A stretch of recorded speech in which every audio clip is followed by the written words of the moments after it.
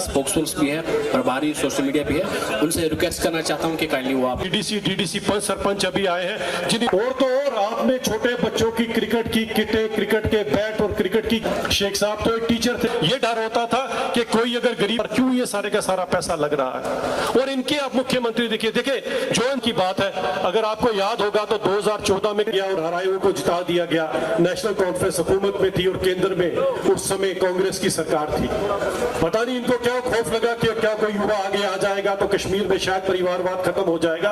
उसके चलते जो लोगों के साथ नाइंसाफी हुई, उसके बाद जो पाकिस्तान, एक नापाक मुल्क, हमेशा इस षड्यंत्रों में रहता है कि किस तरह से हिंदुस्तान के यहाँ पर कोई ना कोई क्षति पहुंचाई जाए, कोई ना कोई घात पहुंचाया जाए।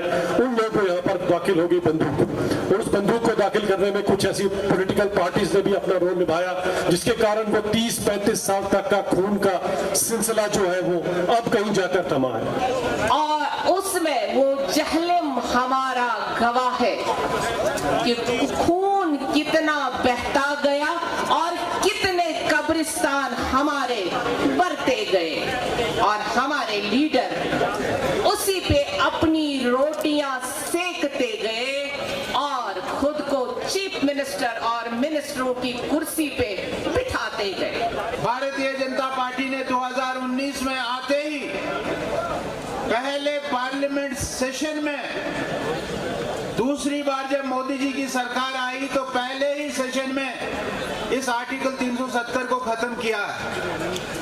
ठीक बात है, ये अभी सुप्रीम कोर्ट के जोरे गेर है। 5 जजों की कमेटी, 5 जजों की टीम इसको सुन रही है। हमारे सभी यहाँ के नेता परसों गए थे वहां, और सिब्बल साहब को हमारे चीफ जस्टिस ने किस प्रकार से ये कहा कि क्या ये आर्टिकल पार्लियामेंट खत्म नहीं कर सकती है, कि ये मुझे बताइए।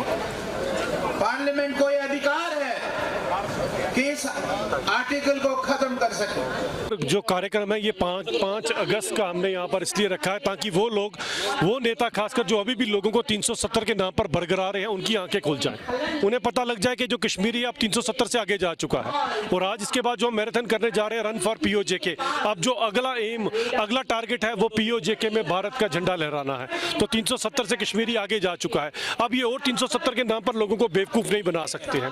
नीति आयोग के जो डाटा लेटेस्ट आया उसमें 12 करोड़ लोग जम्मू कश्मीर के पिछले 2-4 सालों के अंदर पसमानदगी, गुर्बत से उभर कर आगे आए हैं। लेकिन ये लोग जो सिर्फ और सिर्फ गुपकार के गलियारों तक ही महदूद थे, उन्हें ये तक की रास नहीं आ रही, इसीलिए वो झूठा प्रोपेगेंडा लोगों के बीच में कर रहे हैं। आज जो गरीब लोग हैं, आज 5 अगस्त 19 के बाद हम 35 सालों के बाद आज़ाद हो गए उस परेशानी से, जहां हर तरफ मौत रक्स कर रहा था जम्मू कश्मीर में, खासकर कश्मीर में। उसके बाद जब हम आज़ाद हुए तो आज हम उसी का जश्न यहाँ पे मना रहे हैं। ये हम नहीं मना, ये सारा कश्मीरी मना रहा है, क्योंकि हर एक कश्मीरी को लग रहा है कि अब जब मैं सुबह उठूँगा तो चैन से वापस जाऊँगा, क्योंकि आंकड़े हमारे पास ये है कि पिछले 35 सालों में कितने कब्रिस्तान भरे गए, कितने माओं की को खाली की गई और किस तरह से कश्मीरियों को दबाया गया। अब हम डेवलपमेंट की तरफ जा रहे हैं। डेवलपमेंट को कश्मीर का अब ताज कहा जाता है और कश्मीर फिर से जन्नत-ए-कश्मीर बन रहा है।